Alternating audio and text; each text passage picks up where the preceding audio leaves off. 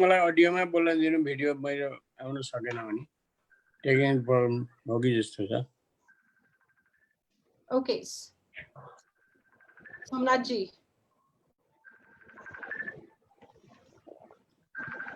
Yes, we are. Wait. Somebody's phone is ringing. Can you please mute it? Which phone is ringing over there? Mute it. Okay, let's go live now. All right, GPK Koirala Foundation America coordinated this global live journalist conference, and here is Priya Saman, moderator of this conference today. I'm Somnath Ghirmire, president of GPK Koirala Foundation America. We welcome you all. Good morning, everyone. My name is Priya Saman, and I'm honored to be moderating this panel. This is not a new topic, but one that gains more relevance during the time of global crisis and during a time which everyone battles with the recovery from the pandemic we are currently facing today. While the world lacked preparedness on the handling of corona crisis, fake news about corona became a second pandemic. Fake news is not a new thing. It's been a part of our history for a very long time. It was also known as yellow journalism. It became a widely used term during the 2016 US presidential campaign. Today, while the world is facing the crisis, WHO has labeled the spread of fake news as an outbreak, as an infodemic. With that, I would like to open this panel with Honorable Sujata Koirala ji, who is a former Deputy Prime Minister and the Foreign Minister of Nepal. Sujata ji, thank you very much for joining us from Nepal. So, greetings. Thank you. Greetings to everyone. So, Sujata ji, my question to you is, in countries like Nepal, where the use of internet is growing rapidly, and people rely on social media for getting their information, what steps is the government taking to tackle the threats that social media pose from the fake news? Well, greetings to everyone. Thank you for joining this very important session. What we face today is the fast spreading of fake news, and whether technology is aiding the spread of false news or it can be used to combat the spread of fake news. Now, social media, as I understand, has occupied our attention, influenced our thinking, and shaped style of working. Social media is in high gear. It has become the fastest means of dissemination of any information. While transparency is the soul of any democratic society, a free flow of information is of vital importance to establish accountability. Social media has become a very important influence that there are increasing calls to fight anyone with wallets rather than bullets. Can you hear me? Yes, we can. Yeah. We have to be aware of social media. It makes life messier and fake. Social media destroys gratitude. And even like, as you said, World Health Organization was mired in controversies. This has provoked a torrent of nationalist commentary online. World strong men use technology to spread their influence. Weak have no means and style to use the technology in their favor. It is here again, the poor and weak suffer at the hands of strong. That's what is happening in Nepal. We have to consider this aspect also. The weak suffer, and we should try to make the fair application of technology and make it inclusive at all levels. We have to be careful that social media is also used to weaken public confidence in democracy.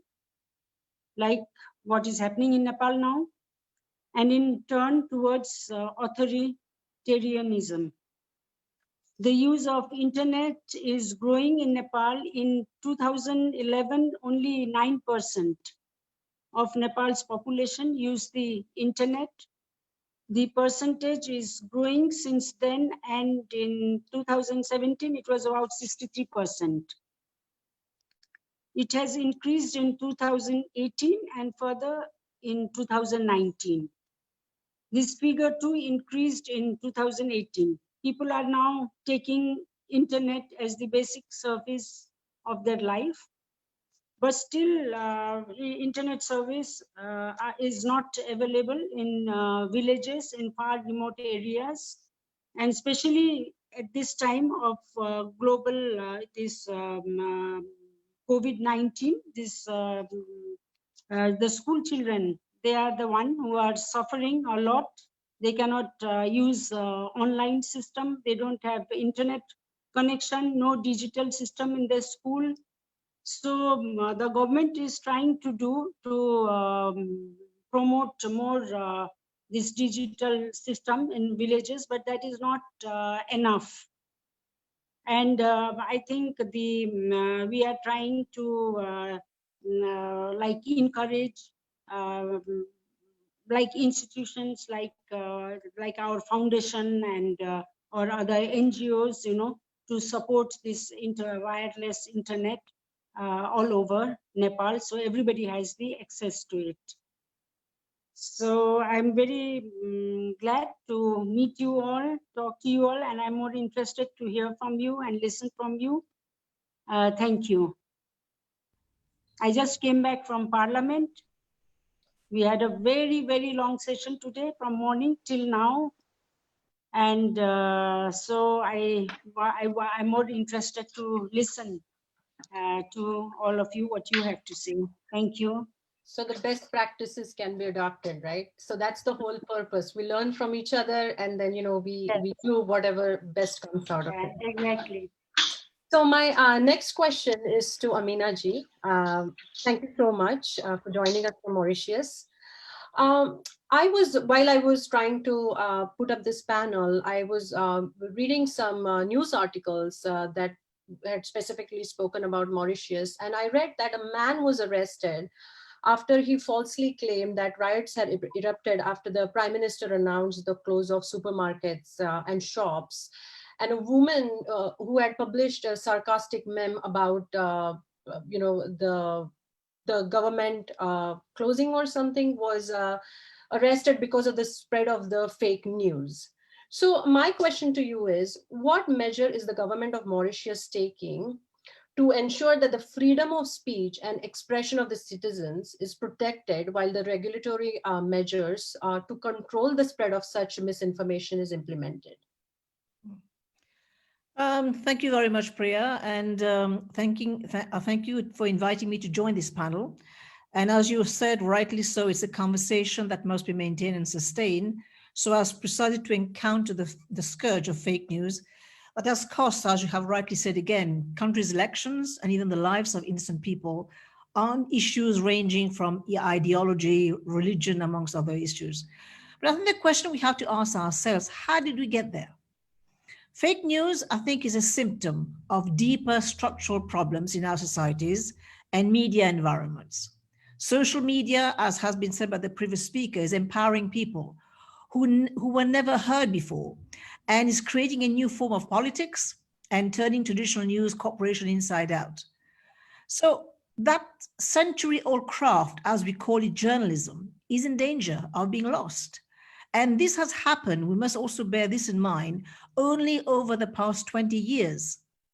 So the new news that is replacing journalism is here to stay, unfortunately, and not just changing the face of journalism, but also the very concept of authority and power.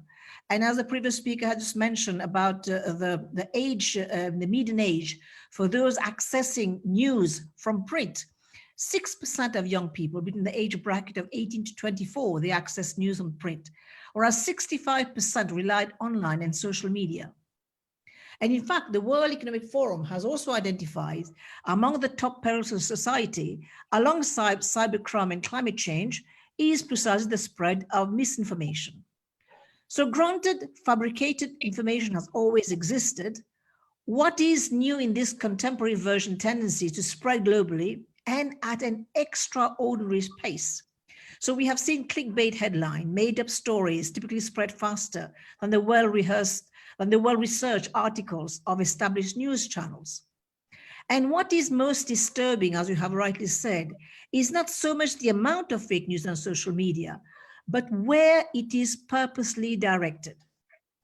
And it is increasingly being said now that, truth lives in a gated community, whereas fake news is everywhere. And I think part of the problem, the underlying problem of fake news, is the fact that the big tech companies have appropriated and monopolized the online advertising market. And this has led to as pay-as-you-go business model in which advertisers are only charged when the page is viewed and clicked. So people are earning from clicks. So this ensures that social media companies have no incentive to playing the role of arbiters of truth. So seen from this perspective, proposed anti-fake news law focus on the trees rather than on the forest. So as such, this will not only remain irrelevant, but will also aggravate the root cause fueling the fake news phenomenon. And as you all know, market in sensational, conspiratorial, and alarmist junk seem to thrive in inverse proportion to the fortune of all media houses plodding through the path of traditional reporting. How are we faring in Mauritius? We have Article 12 of our Constitution of the Republic of Mauritius. It talks about freedom of expression. And this is in line, of course, as we all know, with Article 19 of the Declaration of Human Rights adopted in 1948, immediately after the Second World War. So alongside the freedom of expression, as enshrined by the Constitution, we also have the Data Protection Act, which protects people's right to privacy. However, in Mauritius, we still do not have the Freedom of Information Act, which would, in my opinion, complement the Data Protection Act. And Freedom of Information Act grants the public access to information processed by government agencies, unless the information falls into a category that is specifically excluded from the terms of legislation. So government officials, as we speak, they still have to sign the Official Secrets Act. And also, we do not have a press council, as operators have verged on self-regulation. So I'm a bit doubtful when companies and corporations propose to self-regulate. If you don't have a press council, I think we are where we are in terms of damage that can happen. So in the era of internet, and in 2001, the Information and Communication Technology Act was proclaimed to provide for regulation and also to provide for the democratization of information, communication technologies, and related matters. And as you have rightly mentioned again, there have been 2 incidents recently, but the ICT Act covers most of the provided information services. And the breach of that act are hefty fines. And they can go as much as 1 million Mauritian rupees, which would turn out to be something like, I think, $30,000 US, and imprisonment as well. But what happened in 2018 is also significant. There has been a modification in the ICT Act with the purported view of protecting against fake news. Now, what happened is that this new provision would make it an offense to post any message, whether in the form of speech or sound, data, etc., etc. And what's the writing here is quite interesting, and I think this should be open for debate as well, is that a form or combination of form that is likely to cause or cause annoyance, humiliation, inconvenience, distress, or anxiety to any person. Now, this amendment went far as removing the burden of the plaintiff to prove that the intention of the user was to cause annoyance. Now, the penalties, as you know, are very high, and now they can go up to 10 years imprisonment. Some can argue that this will deter the spread of fake news, but others are saying it as a mean to silence critics or settle score with opponents or anyone who can get arrested, as you have said, through the posting of even satires on public personalities. So where does freedom of information stop, and where does the law start from where it starts. So I think this can open a window if we adopt this kind of legislation. It can be a window, yes, for preventing the spread of fake news, but at the same time, as we have seen elsewhere, and I think we have seen this with the pandemic, how much of our civil liberties do we give up for the common good? So these are questions that we can debate. How do we address fake news? Do we address it through state intervention? I think many countries have done this. Are we going to see emerging a minister of truth? Who is going to be the arbiter of truth?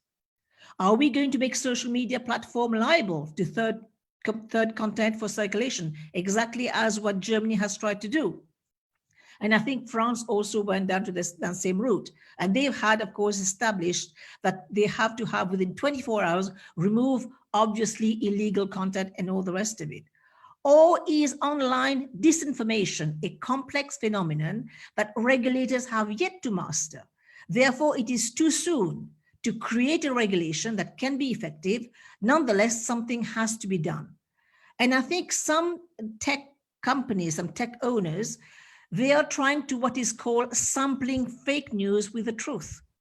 So instead of killing the story, what they're trying to do is surround the story with related articles so as to provide more context and alternative views to the reader. In other words, the social platform hosting the disputed news alters the content in which that story is presented and consumed. So this is what Facebook is now testing, what we call swamping approach on a voluntary basis. But it could be mandated by law across virtually all social networks. And we have seen recently how Twitter has also trying to fact check some of the president of the United States tweet. So I think all these remain open to the way we're going to proceed to actually counter fake news. But we agree that it is something which is much deeper than just posting a meme or just, presenting something in some form. I think there's much more to it than meets the eye. And I think we have to start looking at the fundamentals as to why people are doing it. And also, how do we ensure the freedom of what people have enjoyed, the freedom of expression? How, because all these are enshrined in the Constitution. I'm sure even in the United States, they will start looking at all these because, Amendment 1, Amendment 2, I think Amendment 2, they actually, enshrine also freedom of expression. This is also very true in France, where, freedom of expression is enshrined in the Constitution. You can't touch it. So all these will remain to be debated because just countering it with the law is not going to help. So we can come back on all these afterwards. Thank you. This is really great. I really liked what you said, that truth lies in the gated communities and fake news is everywhere. And then you brought up about data, because data is key in all of this. With that, I would like to pose my next question to Nidhi Kumar. Nidhi, if you can please unmute yourself. So Nidhi, my question to you is, you are known to the world. You're the face of, you host the celebrity show on the Doordarshan, which is India's, it's the government of India run channel. What I want to ask you is, fake news and data privacy issues have always existed, right? Then why are we talking about it now, and why there is so much attention in the media about it? Yeah, hi and namaste to everybody. So firstly, I'd like to say what I feel fake news.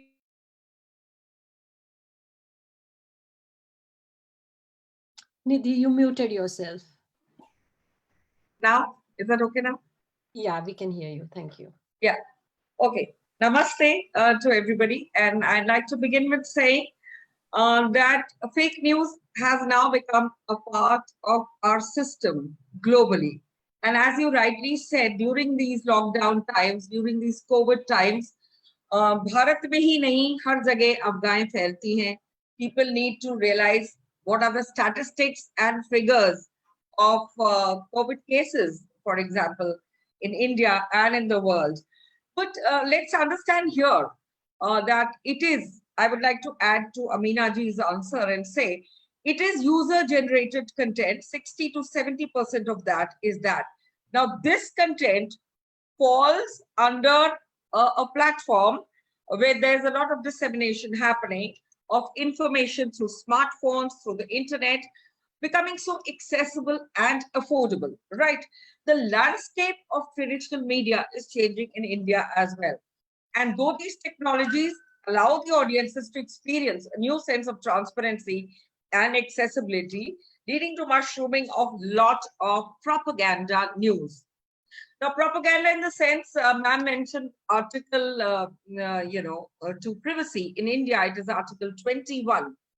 And the minute the government makes any kind of noise or says, that we need to look at this holistically and we need to stop this, there's a lot of things that go around even in India saying that this is an attack on our privacy and should not be allowed. And that I'm sure happens everywhere.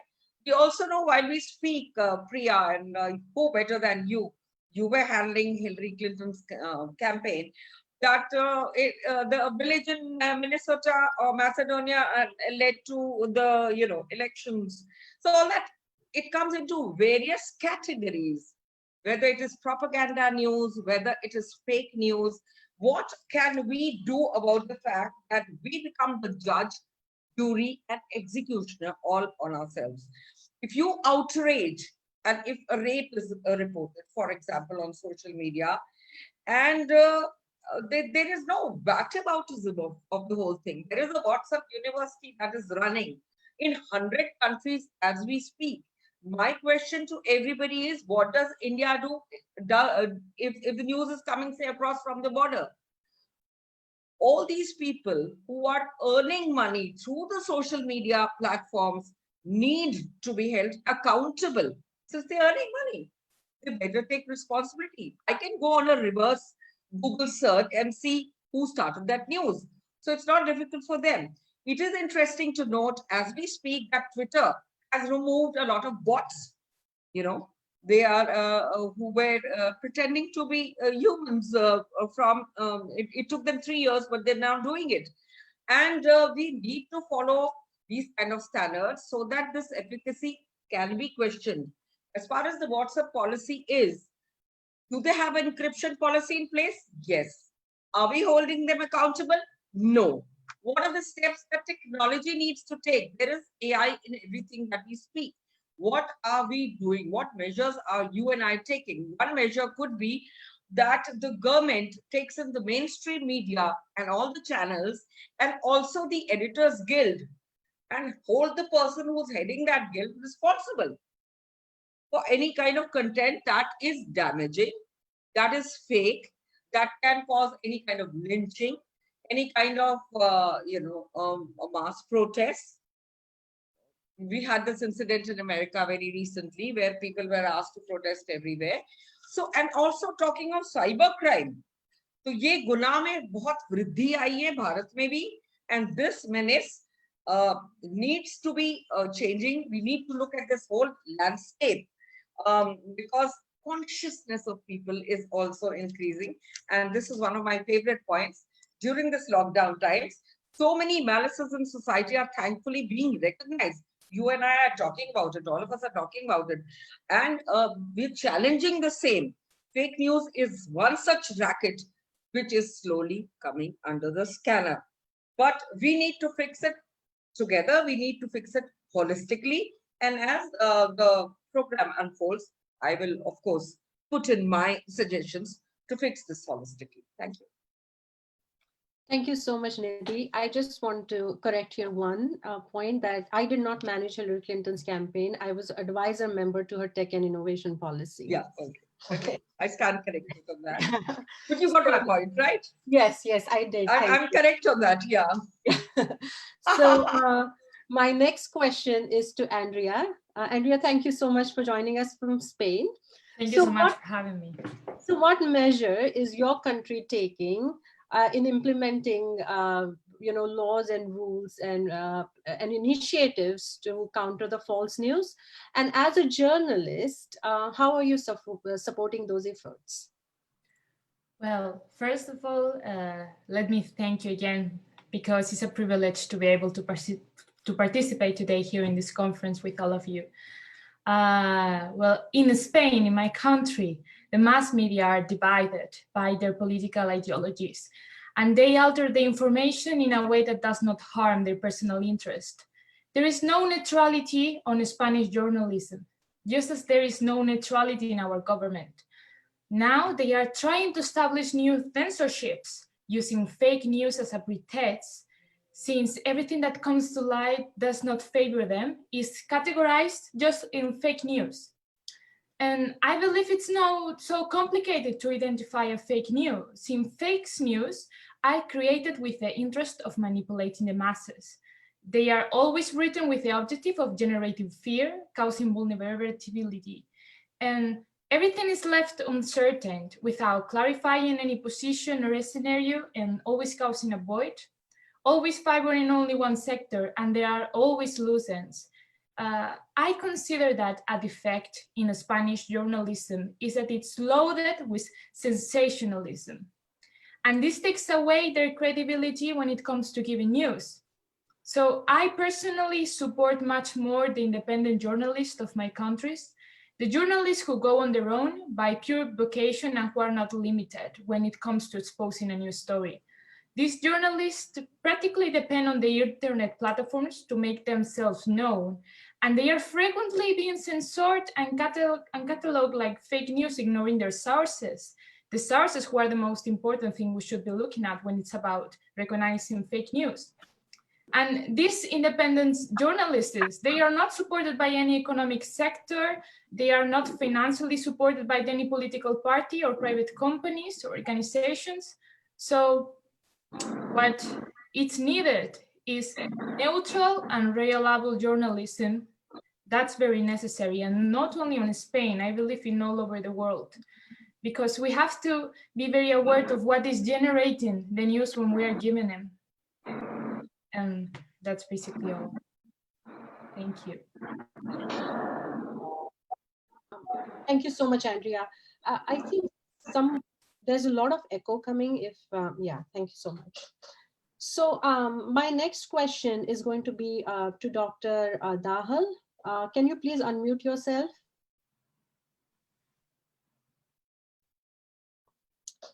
So Dr. Dahal, fake news is not only happening in the world of politics. Brands and sometimes small businesses are also targeted because of this. I mean, we have so many use cases to talk about on this platform. So as a former member of academia, how do you think brands can cope up with fake news to protect their reputations and identity?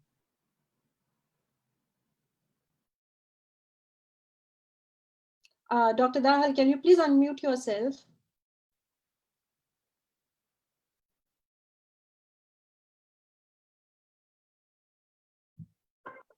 I think, is there any technical difficulty?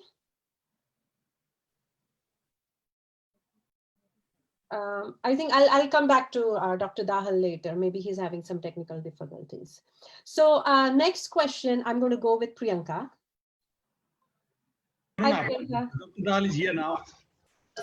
Oh, you can Sorry. go with him. No, Dr. Dahal is here. I can see him, but he is muted. So I need to record his response.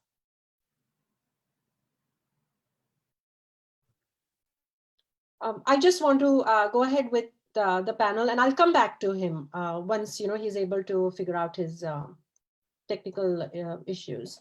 So Priyanka, you are an alum of Obama campaign, and and also founder of a very known platform on YouTube, the New India Junction. I mean, I took a look at it, and I was so impressed by what that platform has to offer. Your platform is catering to the change makers who are going to be the leaders of tomorrow. Okay, and during the Obama era in 2008, there were so many change makers who came on the campaign as youth, and now are they have become the leaders, and you're one of them. And I know that Obama campaign, and the world knows that Obama campaign changed the way the politics and the political elections are done. Correct. So they use the power of social media for both their 2008 campaign as well as 2012 campaign. While fake news was not widely used term then, can you please share how misinformation was flagged and managed during the campaign? Because it was there and it was more on rise because, you know, of his heritage. You know, so can you please share some light on that? Yeah. First of all, namaste. Thank you for having me. I'm very happy to be here amongst all these distinguished guests. And thank you for the question, Priya. I think that I was involved in both of the campaigns, 2008 and 2012. 2008, I was actually an intern for his campaign because I was still in college. So he was still a senator back then. And then he announced his bid for presidency. And then, of course, he became a presidential candidate. So we worked on his election campaign. 2012, I was a more active and more senior person on his national campaign. And you're right, as you said, fake news was existent. Now, I think the main thing, and I worked on his on the communication side of things on both campaigns. The main difference that I found and that the entire team found, and this is very similar to the Narendra Modi campaign as well, because he was the first prime minister to use social media to the extent that he did. And his campaign has a lot of, I mean, there's a lot of case studies online, a lot of similarities between former President Obama's campaign and PM Modi's campaign in terms of social media usage. Now, the one difference that I noticed between his two campaigns, despite misinformation being a part of both campaigns, was that social media, and he was very heavy on social media platforms specifically, when you look at them, when you look at Facebook, when you look at Instagram, when you look at something like Snapchat as well, which started off, you know, I remember downloading Snapchat when I was a consultant and my coworkers and I would send silly pictures to each other when we were bored. That's how the platform started. So primarily these platforms started as just networking platforms and communication platforms. But today, if you look at these platforms, the same ones, including Snapchat, including Facebook, from Instagram, any platform that you download, it has a news tenet to it. They have become media platforms as well. You can get all your news on Facebook. You can consume all your news on Instagram. You can consume all the daily headlines on something like Instagram or Snapchat. And this is the major difference. And since they are now part of media, and since they have that media angle to it, and since so many people are consuming media on social media platforms versus turning on their television and going to the news channels or mainstream media, mainstream media has also converted pages on social media, in fact. So there is so much information. There's such a plethora of information that in 2008, it was well under control because by and large, misinformation were on these traditional websites, traditional news stories, traditional articles. But now you have anything from videos to snaps to something that India is just getting the hang of, which the USA has already gotten the hang of, which is citizen journalism, where anybody, like me, for example, anybody can just start a YouTube channel for free and say what they want to say. And if it's convincing enough and if the editing is good, it could be plausible, right? Now, I don't do that, but a lot of people do. And as Amina ji said before, it is clickbait. They do it for just getting the views, just getting the hits, because that's what gives them the bread and butter. So that is the major difference that I have seen. And it is a problem. You know, I worked a little bit on the Narendra Modi election as well.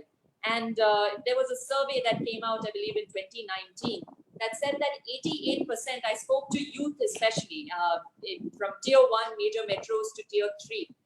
And I say tier 3 because it does still exist in India, and that's a cold hard fact, and to rural India. The one commonality was that they all had smartphones. So even young people were consuming information. Now, what they told me was, you know, we asked them, do you feel fake news is a problem? Because literacy is also a problem in India. So a lot of them did not know how to read. They asked, you know, I asked them, well, do you feel that fake news is a problem? And how do you decipher between what's real, what's fake?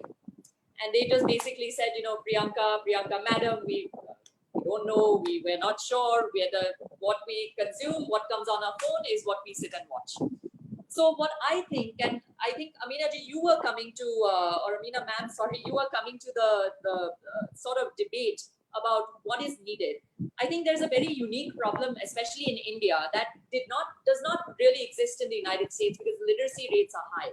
But because there is no literacy, there's also a difference between social media literacy as well. So what I think is firstly needed in India are these, whether it's a national or a state implemented platform, whether it's a private or NGO implemented platform, platforms are needed to teach people to decipher between fake news and non-fake news. And this sort of education is needed from anywhere, anyone from youth, because the 14-year-old, I mean, my nieces consume news on Instagram as well. They're very aware of issues. And at 14, I was not so aware of these issues. And I was always a politics buff. So I think that people are very well informed. It's just that they need to know how to interpret the plethora of information that is coming. And that is what India really needs, whether it's state implemented or whether it's privately implemented. Thank you. So I have a follow-up question to you because you said you cater to the youth. So how is new India Junction helping in combating the fake news? Because, you know, right now with what's happening in India, especially, I mean, there are so many issues. We would like to learn more about it. And it's great that, you know, you're empowering youth so that they can make informed decisions between what is correct versus false. Right. So my channel, I basically started, and I was in the US before.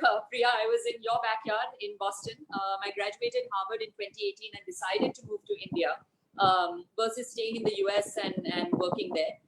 Because I really felt, as Andrea said before, media is very polarized. Here, I feel that you cannot be middle of the road, which is something you can be in the US, right? Like you can be middle of the road. You don't have to be completely Democrat. You don't have to be completely Republican. You can vote little left one way, little right the other way, right? But here I feel in terms of media, especially mainstream media, I think, Andrea, you probably the same thing in Spain. It is very polarized. So you're either all the way here or you're all the way there.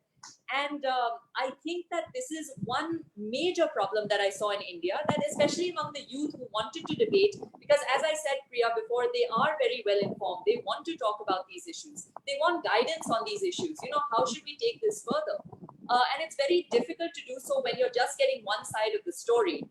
And these youth are unwilling to consume news that is very far left if they are on the right-hand side, or that is very far right if they are on the left-hand side. There's very few sources that give objective, credible information. So that's what my channel intended to do. We wanted to, it highlights positive development across India.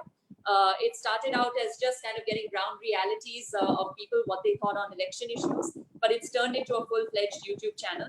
We did an answer to John Oliver. We did sort of answers back to things that I feel are very polarized, things that have come out as fake. In mainstream media, and those have done really well, and they've been very well appreciated. And I'm surprised, honestly, that I'm one of the only people in this country who's doing that. I think, Nidhi ji, you can probably agree with me that there's very few people doing that because of the amount of trolling that we face on a day-to-day basis. So, I mean, if you're able to, you know, haters gonna hate, right? That's the phrase. So I guess if you can stand that, then you just keep going and do your thing. But I do feel it's very important that youth especially get to know the truth and the objective truth. That's what media is all about, and it's the fourth pillar of democracy. So someone's got to do it. Yes, and you're doing it right. So kudos to you. Thank you. So I see Dr. Dahal here. Dr. Dahal, can you please unmute yourself?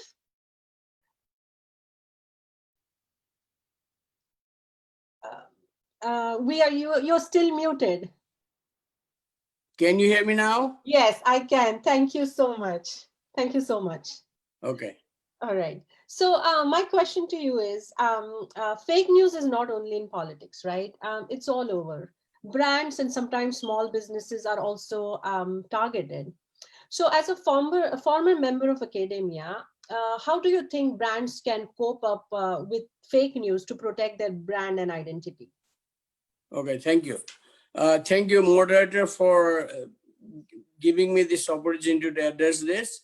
But first of all, I would like to thank and highly appreciate Somnath ji for providing us this opportunity and express our views independently. We are independent journalists, I believe in, And Sujata Koirala, she mustn't be here, but I thank her too for her welcoming address. And thank you all the panelists for your valuable views and expressions. And as a journalist, let me also speak a few things, but I think that's not the right question to me. I would like to request you to put this question to any other panelist, because I'm not the right person to address that.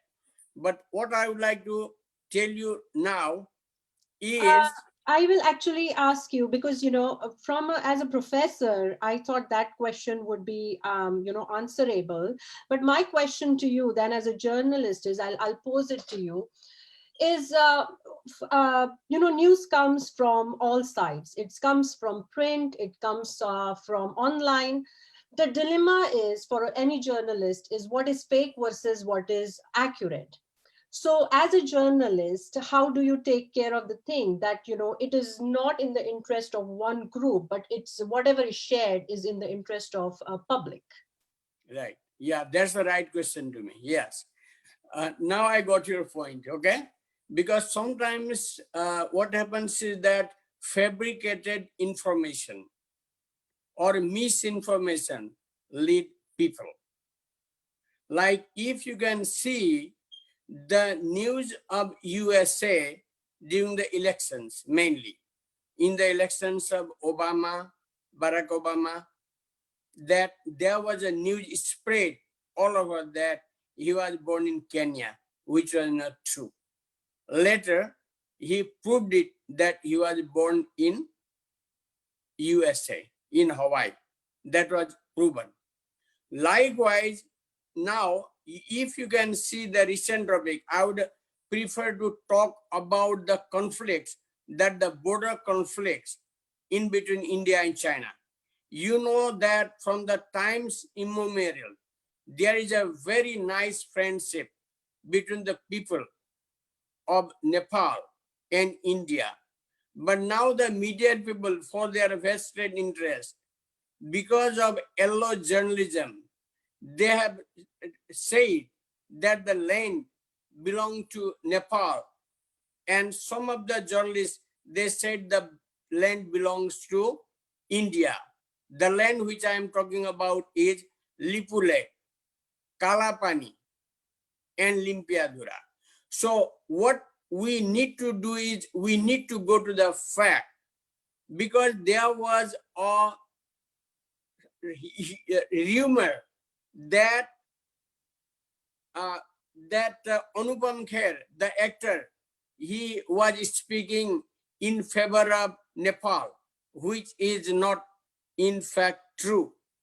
And again, some of the journalists of India, they have been saying that Monisha, she walks, the actress, the Bollywood actress Monisha, she acts in Nepal. She lives in India, but she speaks for Nepal. So she has trying, the journalists, some of the journalists, so-called journalists, I would rather say, they have been trying to defame Monisha's fame. So this is called yellow journalism. So what they do is for their vested interest, maybe for the political interest, or maybe for the media house interest, they speak in favor of somebody to enrage them, to put fire in them.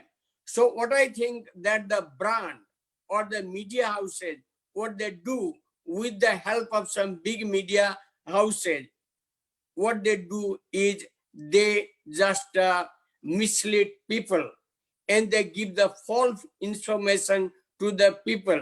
And if you can't verify them, if you can't research them, then people tend to believe it, and they come on the street.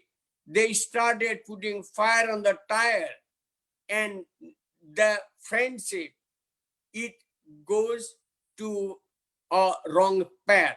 So what I mean to say that we need to stop it the soonest possible we can. Thank you so very much. Thank you so much, Dr. Dahal. So my next question is going to be to Navdeep. The rapid spread of fake news can influence millions of people, impacting elections and financial markets. You have been a media strategist for India's largest political party. What are some of the use cases that you can share with us? Thank you, Priyaji. So, namaskar everyone. I'd like to start by thanking Priyaji and the GPK Foundation for organizing this Talking Fake News. I think it's a very relevant topic considering the current scenario, mainly because I think that most of us have been a victim of fake news at some of the other points, as the Honorable President also pointed out.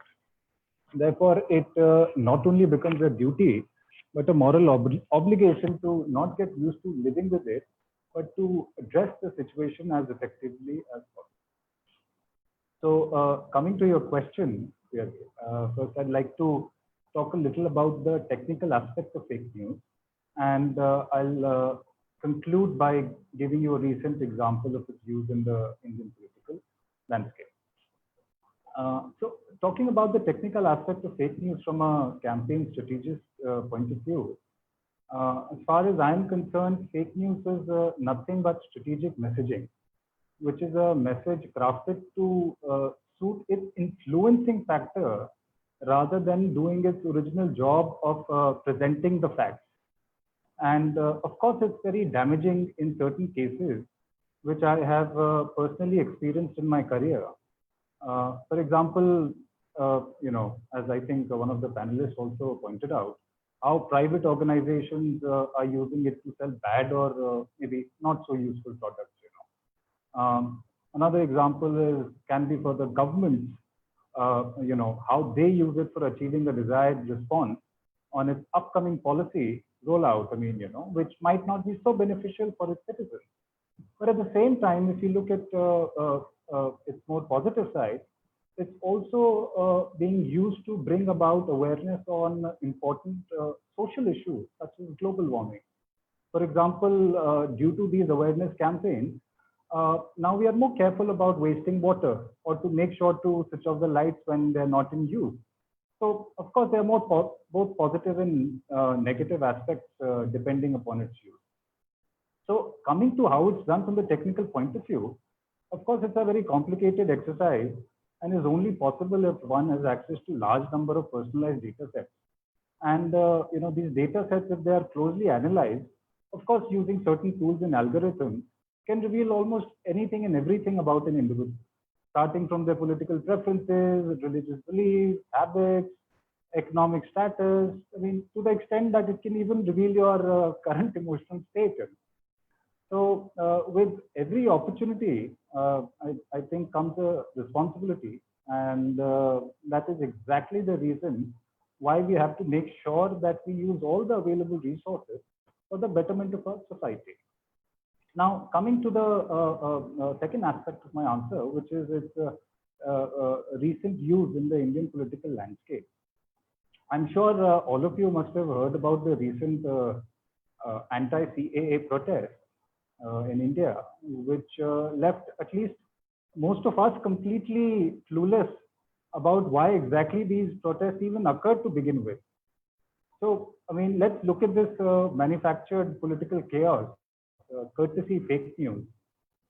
So you must be aware that CAA's main objective was to give citizenship to the minorities living in India who fled from their country of origin, namely Pakistan, Bangladesh, and Afghanistan, because of the continuous persecution they faced due to their respective faith or religious belief system.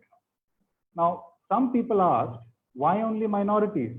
Well, the reason is simple, because the majority, which is Muslim in these three neighboring countries, is obviously not persecuted due to their faith or religion in an officially declared Islamic Republic. For example, the minorities living in Pakistan during the partition was about 15%, and the numbers have come down to 1.6% now.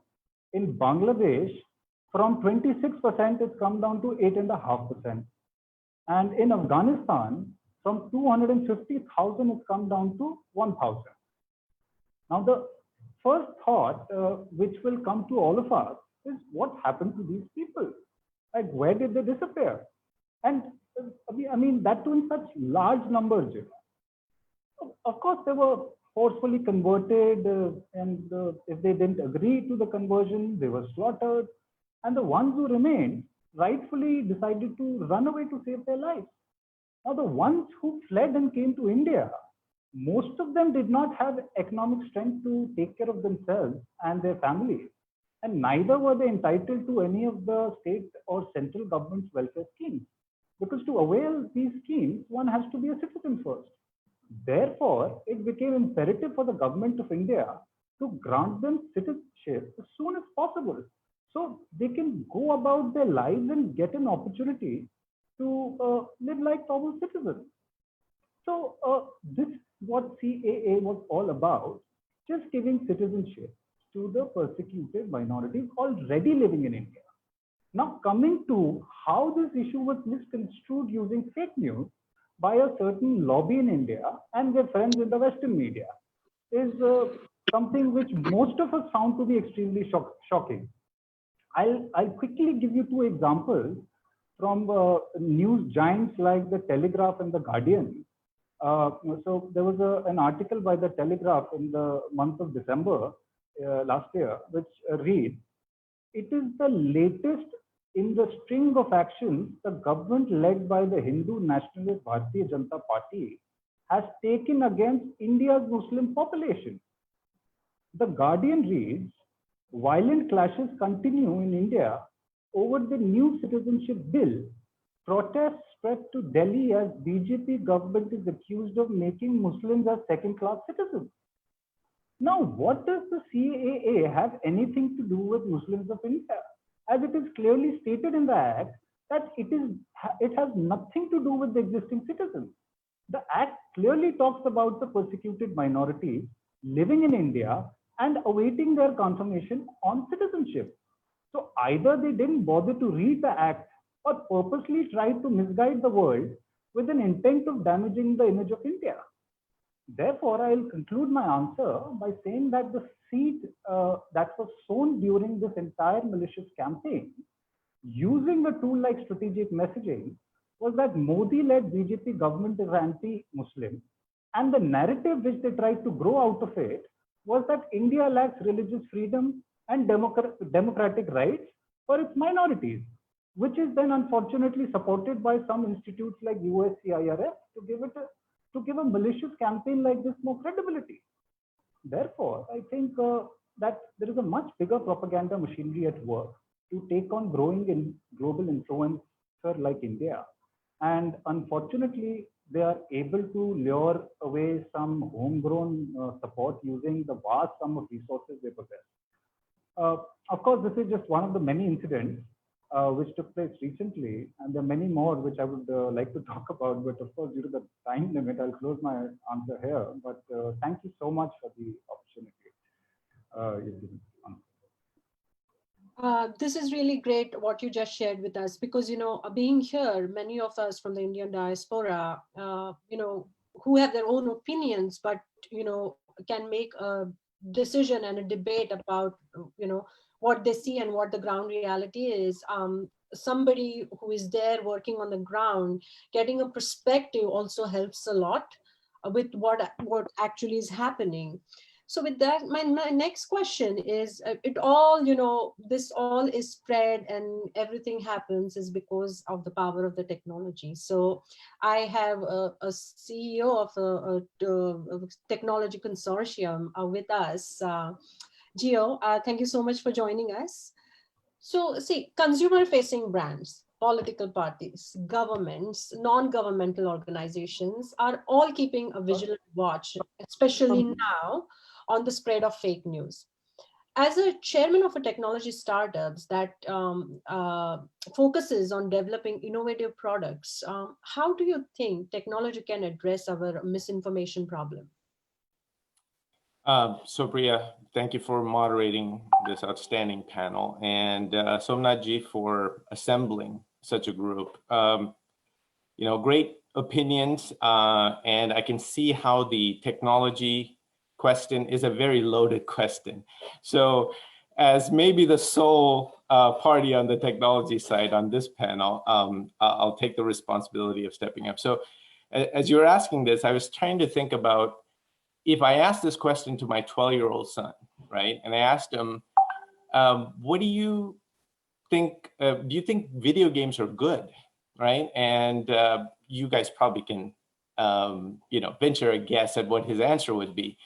But that's the root of the question, right? How do we use technology, right? That comes down to it.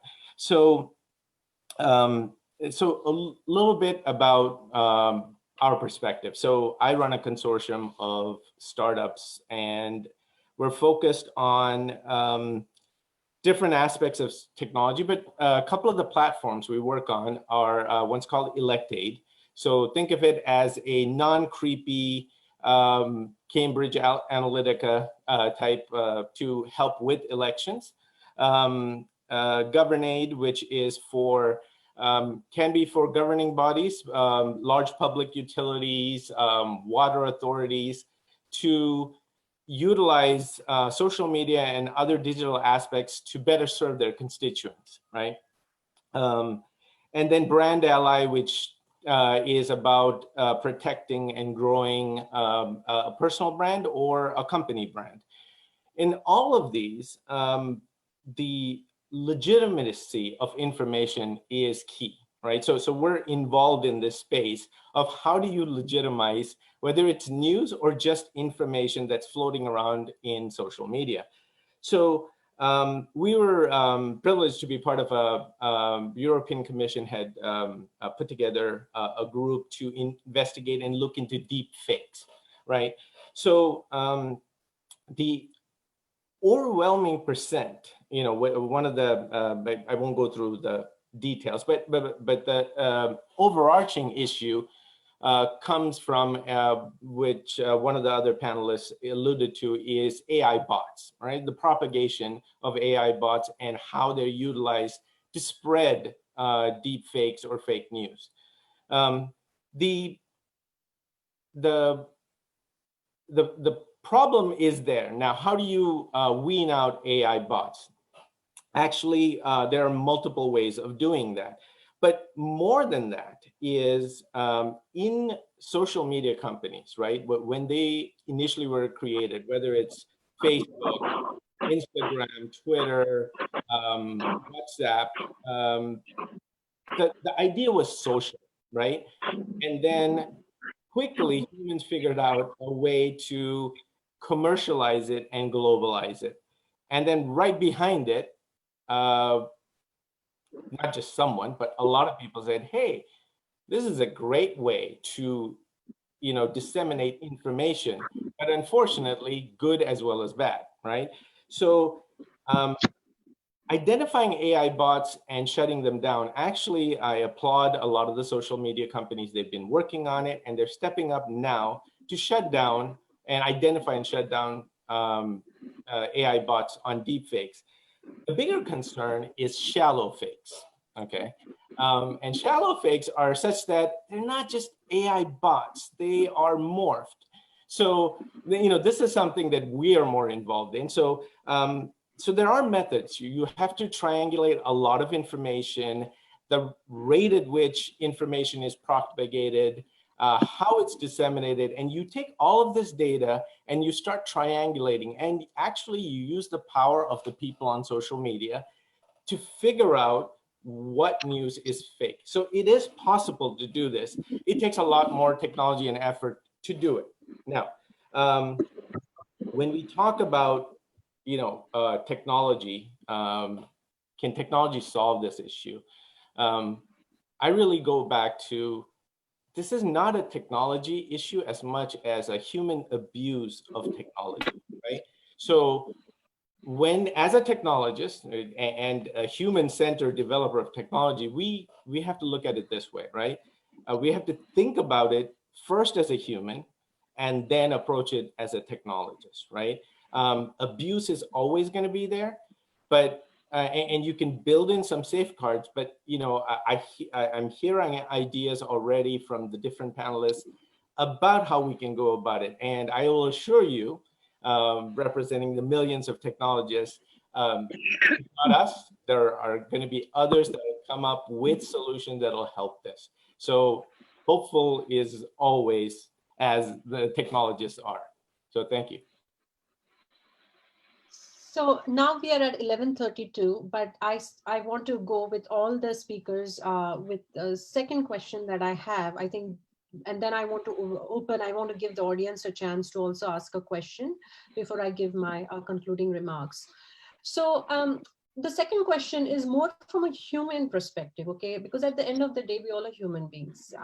So, it's more going to be towards compassion and empathy and, from that perspective.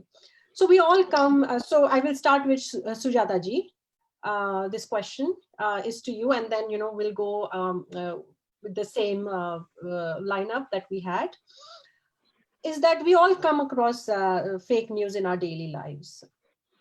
What, if anything, in our personal role, what, if anything, is our personal role or responsibility in this cycle? And how can we make sure that we are helping to make truth louder?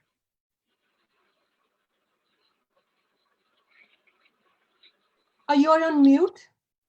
You're on mute. Thank you, Priyaji, for giving me a time to share some thoughts with you all. Now I have, I have to tell you a little bit more about Nepal. I forgot last time a little bit. Nepal has high level of mobile telephone, and around 60% of the mobile users are using data for the internet connection. Besides mobile data, a large number of people are using internet from their home or from office. This has created a great space for information dissemination. People are more aware that the information is at their reach or even in the fingertips. On the other hand, some misguided people are using these resources to propagate hate among the people or using their wrong views to the society. And so Nepal's constitution has guaranteed for freedom of speech and also guaranteed for press freedom. No one will be persecuted for his or her speech except the provision of hate speech or against public disorder, which are generally mentioned in other countries' legal system. So you are right that we all come across fake news in our daily lives. It is not any individual responsibility, but the users, basically wrong users of social media, need to be making responsible. Many countries have system to deal such kind of unruly use of media. Therefore, the social media users should be make aware of the wrong use of social media and its legal consequences. Similarly, the government should protect the privacy of any individual. And in Nepal, we are also facing a lot, especially political people like us. We face a lot of problem.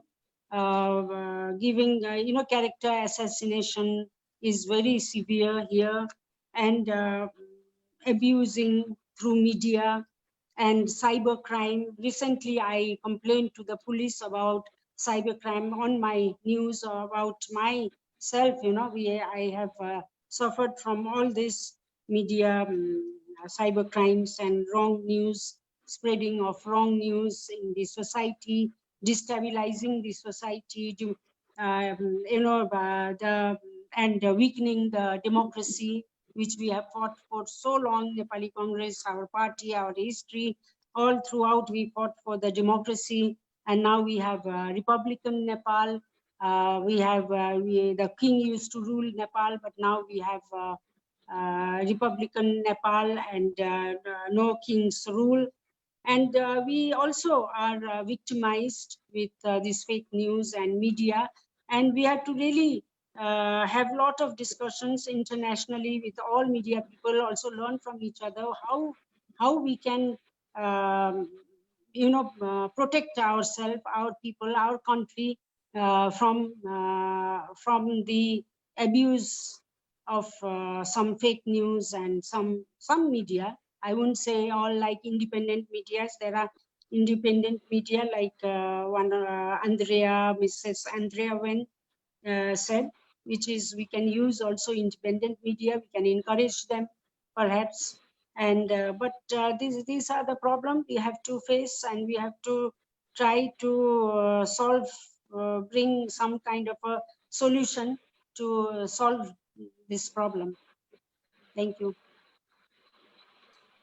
So, Amina ma'am, what's your thought on this?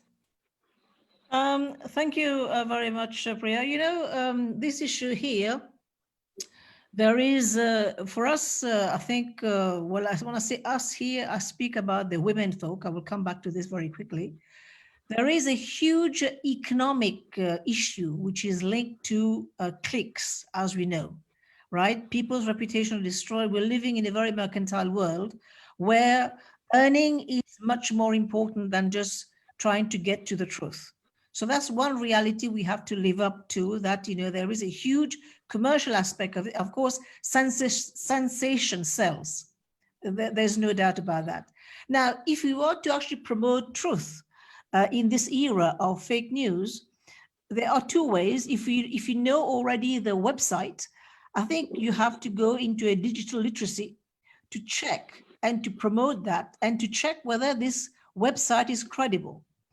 Then you'll know whether the news is credible, because I think increasingly a lot of these very, very strange websites which actually circulate all these news are coming out. And the other thing, if you're getting something on other social media platforms like WhatsApp, you know, and you know all the others that go with it, I think if you're not sure about the identity or whatever is being shared, I think one has to stop and think and check before sharing. Now, WhatsApp has limited it to 5 people will start sharing, but at some point, just at one click, you just have a group of, and you just go on. Messenger is still there with about 50 or 45, whatever it is in terms of numbers.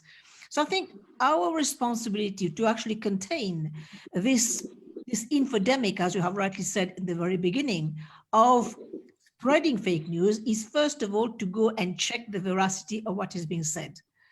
Then it's only then that you share it if it's going to add to anything of use, if it's going to add to sharing proper information. And you rightly said, when during the pandemic, I've seen all sorts of recipes going around, and you know that it is not going to help the cause. So I think it's the responsibility of the person not to share this kind of fake news. If it is a website, go and check. And I think as academic, as mentors, we have the responsibility to ensure that people have this digital literacy before they start sharing this. Now, the other thing about women folk, I mean, I have to make this point all the time, and I make it all the time. The women are increasingly being demonized on social media and mounting all sorts of images and circulating all these around to demonize women, to actually blackmail women. That's also becoming a norm nowadays on social media. So again, this is a plea we have to make to men folk when they're getting these images. Be responsible. Do not share it left, right, and center. It could be leading to somebody's suicide. It could be here helping destroy a family or a woman's life or something. And this is something we have to wake up to this narrative as well. Please, let us not share blindly the information. Let us check the veracity of whatever is coming in our phone or in our computers before we start sharing. Thank you. Nidhi, what's your take on this? You're on mute.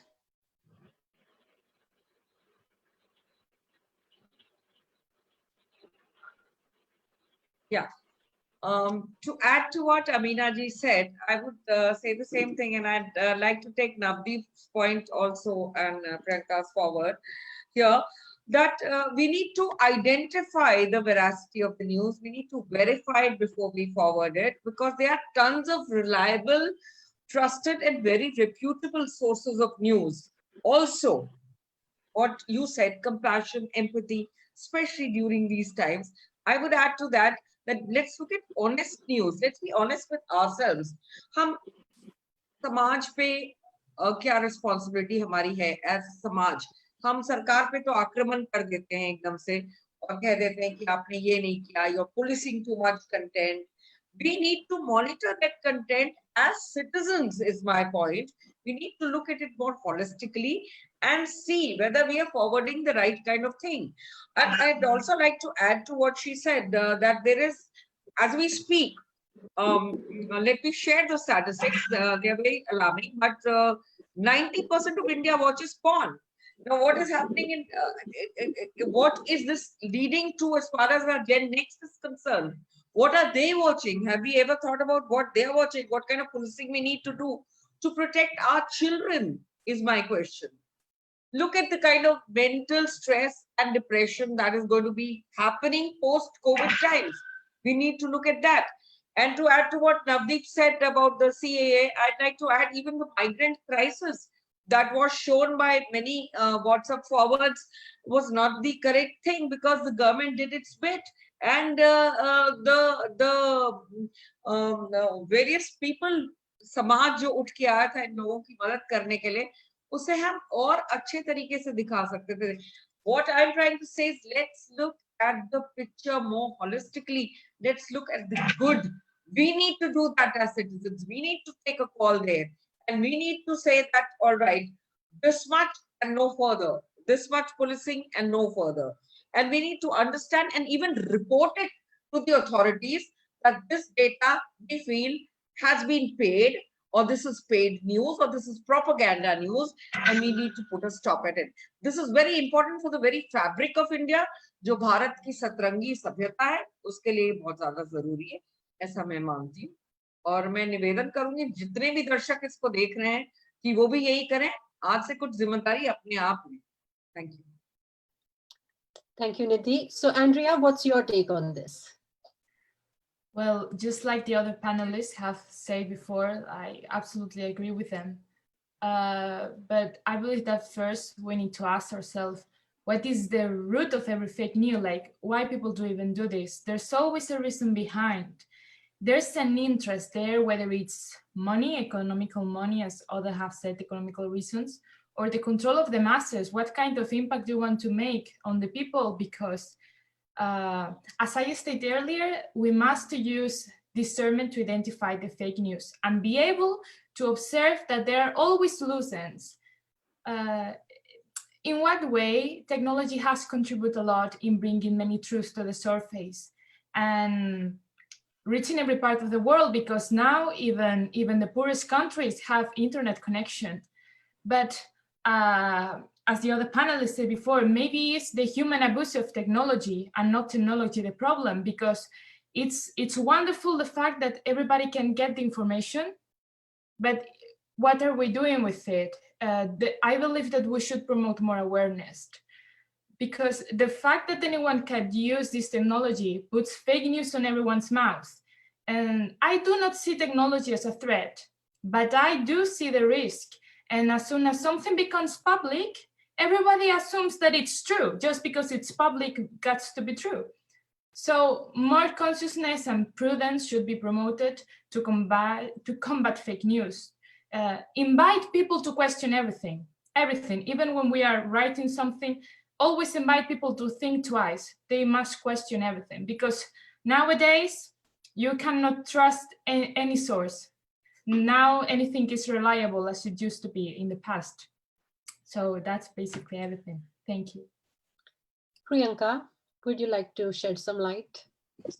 Yeah, these are all really, really excellent points. So just to briefly add on to it, I think when we're looking at, since we're all living in a post-COVID or COVID world right now, Prime Minister Modi wrote a letter on LinkedIn that really I could relate to, and he appealed to youth especially and working professionals, pretty much all of us here, because we're all in positions of either working or leadership or influence. I think that he said, try to find ways to digitize and this is because this is what the economy is going to be henceforward. I have no doubt that the economy will bounce back all over the world. We've dealt with pandemics before and it has bounced back. I think what needs to be done though as we go forward is not just look at how to digitize in terms of work, but also how to digitize and how to make sort of a regulation policy and probably a policy that penalizes people or institutions for spreading fake news. I think that this needs to be done. The other thing that I kind of think is very, very important, especially for youth, it's very easy to, and I do this on my YouTube channel all the time, it's very easy to educate youth on what is fake news, what is real news. And a very easy thing that you can do is I reached out to people on Twitter. I reached out to influencers on Instagram that I admire and who I feel are great at reporting news. And I asked them, hey, what sources do you look at? What are the channels that you follow? So any youth that is watching over here, I encourage you guys to do that because people are more than happy to help. And I really do want to stress this point about women. And I was really glad that it was brought up. And I don't think it's just women. I think that a lot of journalists, if you don't mind, Priya, I would like to read a message that I just received. I think some of you can probably relate to it. This was a direct message on my Facebook. How does it feel to be a human behaving worse than an animal? You, ma'am, are a true waste of education, resources, and space on earth. Kill yourself. This was a private message that I received. I receive tens of thousands of these, hundreds of these messages every single day. And when we're talking about issues like depression, when we're talking about issues, sometimes these messages do get to you. You wonder why you're doing the thing that you do and why you should go on. And I think that the solution to this is to actually call them out. So what I did was I just cropped the messages and I tweeted it out to all of my followers. And I said, so-and-so, I've got these messages. Objective criticism is okay. And objective criticism on my work and on my videos are fine. And what I write, that's fine. I can take that, but harassment is not.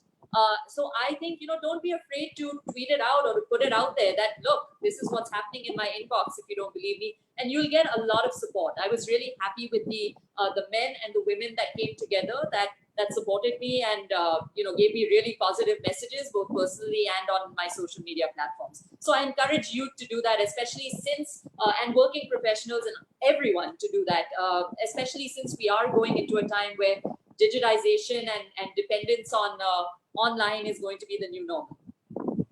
Thank you. So now, Deep, what do you think on this? What's your take? You're on mute. Yeah, sorry. Of course, there has to be a multi-pronged approach and a long-term strategy to curb fake news. But due to its complex nature, and of course, as we have seen, its wide area of influence, I think that the most proactive approach can be by the governments to regulate a dissemination policy and ask especially all the large media organizations, to dedicate a certain percentage of their capital towards fighting dissemination from their own portal.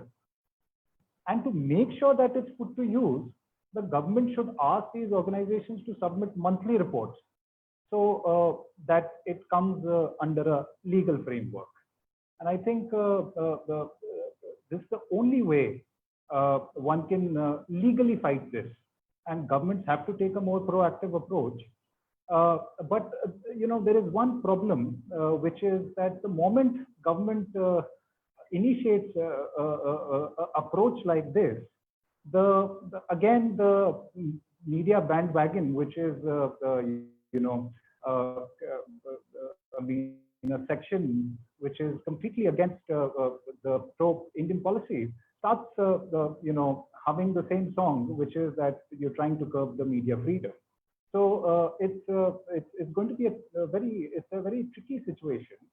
But if you ask me, the only solution is to put dissemination policies in place and monthly reports. I think this was also suggested by EU's foreign policy director, I think if I remember correctly, Joseph Borrell, for portals like Facebook and Twitter. So if this can be done, I think it will be very proactive. And GOU? What is your take on this? Sorry about that. I was engrossed in all the conversations. I was actually taking notes, great points. So I think Amina ma'am brought this up, Priyanka kind of echoed it. So the use of mobiles, technology spread, right? It's only going to increase. I'm confident from a technology standpoint, deep fakes, we're gonna find a solution. And actually, technically, we found the solution. It's implementing it, right? We know that there will be solutions like, I mean, part of what we look at is if you have a social media post or a stream, there will be an option for you to click on the legitimacy, meaning it's not just fact check, it's just the source's legitimacy, right? So it gives that person a way to say, okay, this is, 50% legit. This is not really a accredited news agency or has a historical, a rating for reporting actual news. So there are a lot of different methodologies. I don't know which ones different social medias will put in place. The challenge is shallow fakes, right? So that one, it will morph, but again, it's a hide and seek kind of game. The technologists and humans in general will be after it. Policy is important, right? Again, policy is a tough. It's the censorship versus the other line that you have to try to navigate through. But I think there needs to be that political will, initiative, and governmental oversight, but not overstepping it. So we are part of a larger organization called the Digital Economist, and which is about human-centered technology. And that's how we kind of approach a lot of our solutions, right? And I'm also lucky to be part of a organization called Dream Tech, which is all about Gen Z and Gen Y and youth-centered innovations. And one of the things when I think about this is really the missing part of the conversation, although we have some representative, is Gen Z and Gen Y, right? The youth need to be part of this conversation because yes, we're talking about what is happening now, but very soon it's going to be them, right? We're just going to be bystanders. Everything I build today is for them to scale. And it's more important about how they feel, how they consume, how they fact check. So them being part of this conversation is just as important, integrating into it. So, so from my perspective, we will have solutions, but there are hackers always, and there's going to be people who come up with methodology to do it. And it's the human evolution and the human challenge to keep combating and try to bring truth, as much of it, to the forefront. Thank you. Thank you, Gio. I truly feel, we are just now about 4 months away from our next election, the presidential election. And since the landscape with this coronavirus is such that we cannot do door-to-door canvassing, at least now, maybe as we come closer to fall, it might open. So technology is the only way we are going to go, and how we can mobilize youth to be part of this is going to be a game changer.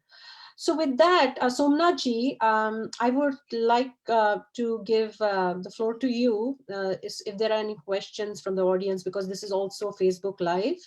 And then I will close the panel. So Somnath ji, it's up to you. Thank you. Thank you, Priya ji, and thank you all the panelists for your valuable knowledges that you share among us, among globally, that We can learn a lot, and every day is a learning day. We learn every day, every new thing, especially in this digitalized world. So now I have a first question that has been addressed to Priyanka Deo. Fake news is increasingly a threat to political legitimacy and social cohesion. However, some populist leaders around the world are misusing the need of time to extend their thumbs in their rule. How do you think modern democracy can come out of the problem successfully? And this question is from Dr. Bharatraj Paudel, journalist from Australia. Priya, I couldn't get the whole question. So if you could... Okay, Somnath ji, there was a lot of echo coming, so she wasn't able to hear. None of us was able to hear it. So, Priyanka ji, how do you think modern democracy can come out of this problem successfully? About the fake news, even the government side and the political leaders are using it as their weapon for their rule. So how can we successfully address this problem? That's a great question. Thank you for that. I think that it obviously differs from democracy to democracy. As I said, India has a very unique problem of number one, literacy rates, and number two, the amount of fake news and platforms and things that are coming up. That I think is constant in every country. It's not really spared any democracy as such. But I think what we really need to look at are some of the suggestions from my respected panelists here. Number one, I think regulation is needed by a national body. And I do think that in a developing democracy, I strongly believe that it should be state implemented. For example, we were talking a little bit about the CAA and the Delhi riots and the migrant crisis. I think, Nidhi, you had mentioned this.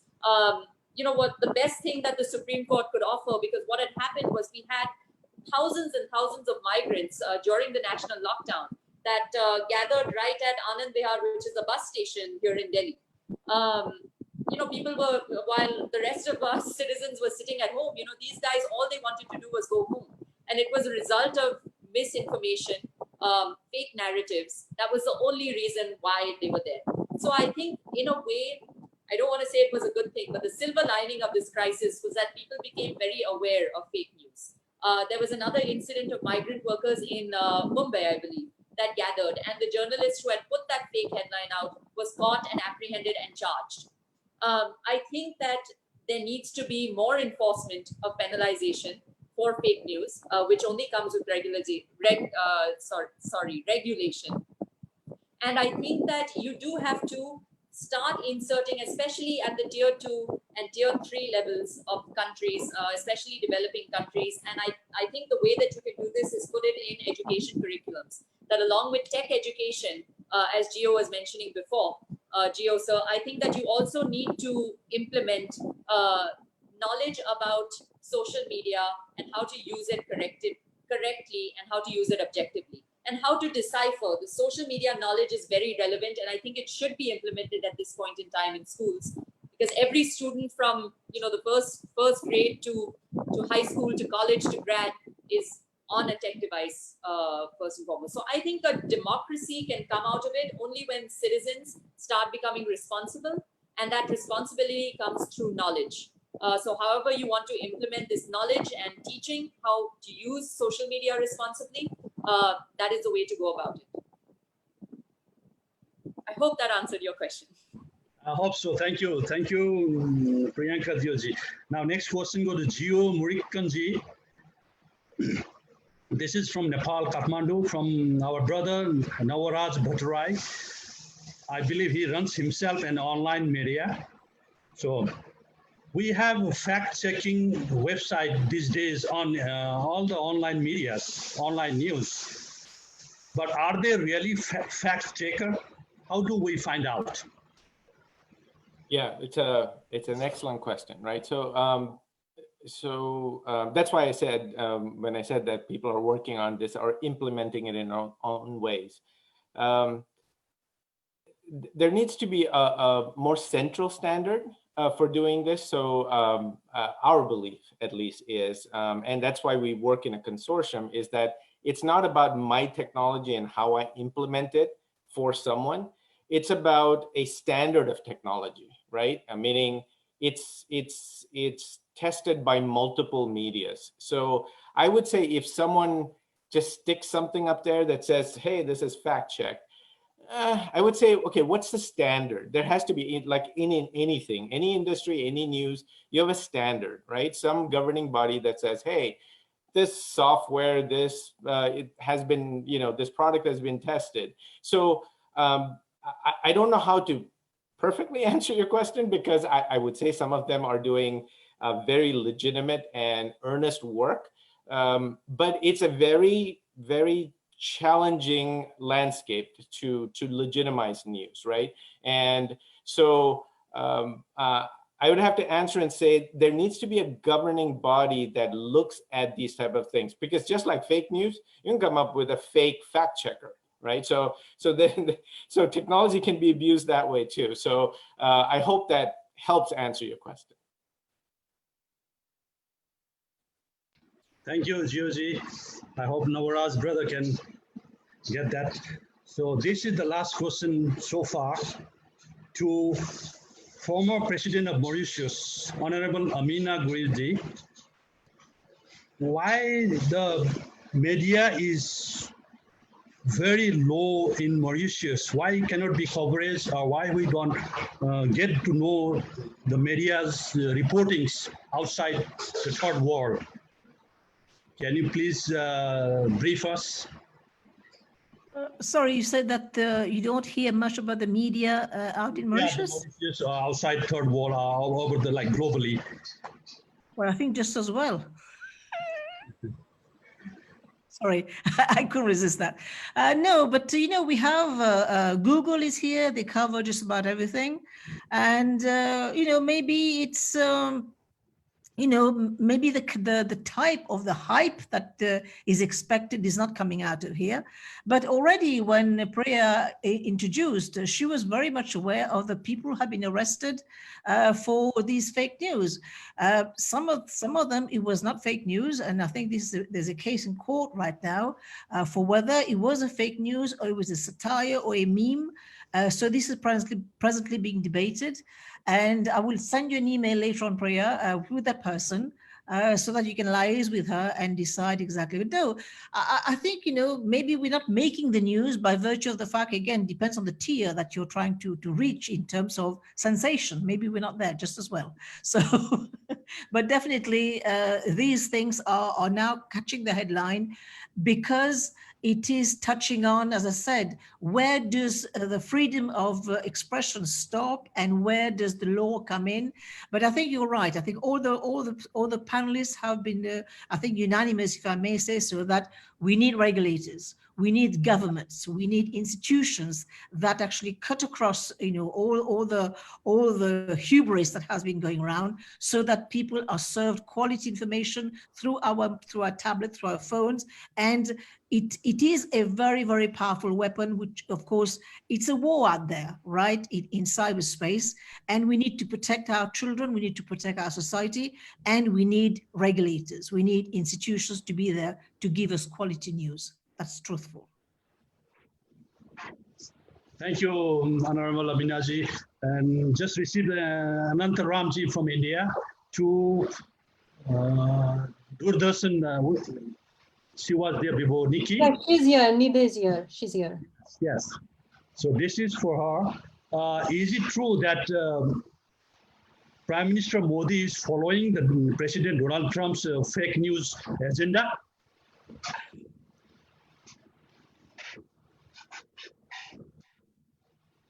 You're on mute. Nidhi, you're on mute.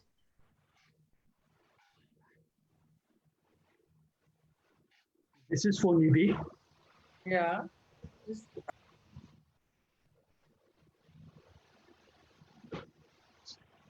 Can't hear you. Yeah. Can you hear me now? Yes. So you got the question, right? So I would not like to comment on who Prime Minister Modi chooses to follow or not. But there was, again, I could silence them by saying that this was indeed a fake news or a fake post. And we need to counter it the same way as we have been, signaling to all our people on a very, very pragmatic level today in the discussions. But we need to see that there are no knee-jerk or cosmetic measures that we follow, but we get policy to, take on the WhatsApp forwards and even the centers of social media like Twitter and all, who choose to say, and I'm going to say this on your platform today. Thank you for giving me this platform. Whenever we hold such people accountable, they navigate their way and say that, all right, we don't, go by the laws of your country. So if you're making money in my country, baby, you better be accountable for that, is what I'm going to say. And I will not comment on the Honorable Prime Minister following whichever handles. They could well be, again, a source of misinformation. Thank you. I hope that answers this question. Thank you. So that's the last question I received. So now, Priyaji, just closing remarks. Thank you everyone for sharing your views, and we got a chance to learn and know. So we keep on learning, like I said. So thanks again. So Thank you very much. Yeah, thank you, Somnathji. So, hearing all of you, former heads of the government, political analysts, social media influencers, independent journalists, tech CEOs, thank you so much. I mean, you brought wealth of knowledge to the time that we had, and we can go on and on because this is such a pressing issue, which the entire world is trying to combat. And I personally feel that collaboration is key, so that we can learn from each other and follow the best practices in the area that we serve. So my few thoughts on this would be is that various government agencies are now setting up services to debunk fake news. Journalists and television anchors are following standards and ethics by fact-checking the information before they share it to the public. Technology companies are using more AI to fight the fake news by killing the AI bots that are already there. Political analysts are also working, on the field with their volunteers to make sure that what's happening on the ground is reported. However, at the end of the day, it comes down to us, right? The active users of the information and social media. We have to take the responsibility to educate ourselves and our networks, which will help stop spreading the fake news. With that being said, there's a lot of work to be done.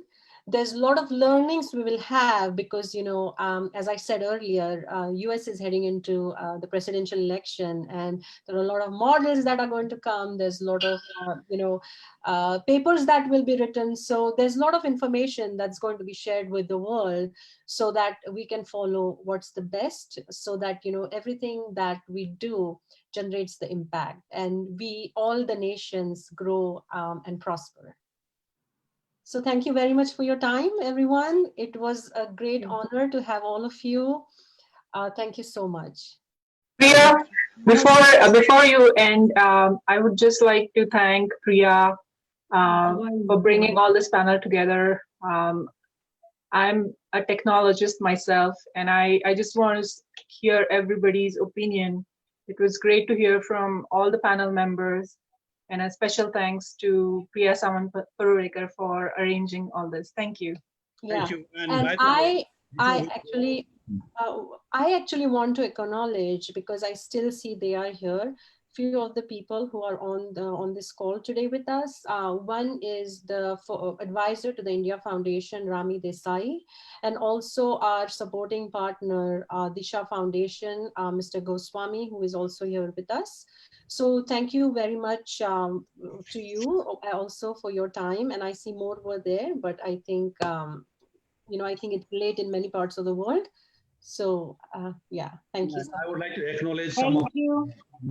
Dr. Shivaji Shrestha from United Kingdom and Dr. Kamaldev Bhattrai from Annapurna Political Analyst from Nepal, and Buddhisagar Ghirmire, Senior Journalist from New Zealand, was here. And before we go, we have another global Zoom conference tomorrow regarding investment leadership post-COVID-19, about the economic come down, economic growth right after the post-COVID-19. That will be having that live Zoom conference tomorrow at the same time. Please like our Facebook page, GPK Foundation, and we keep posting you, we keep updating you. We do this series of global conference once every week. So far, this is our 4th global Zoom conference. Thank you for participating. Thank you. Thank you. Thank you for inviting us. Namaste. Foundation, Honorable Sujata Koirala, former Deputy Prime Minister and former Foreign Minister of Nepal. She heads our Girija Prasad Koirala Foundation, and the central office is in Kathmandu, Nepal. And we have 18 branches all over the world, including United States. That one, I am the president of GPK Koirala Foundation America. Thanks again. We look forward seeing you. Can you, Somnathji, can you please tell me tomorrow is what? Pro-COVID-19 investment?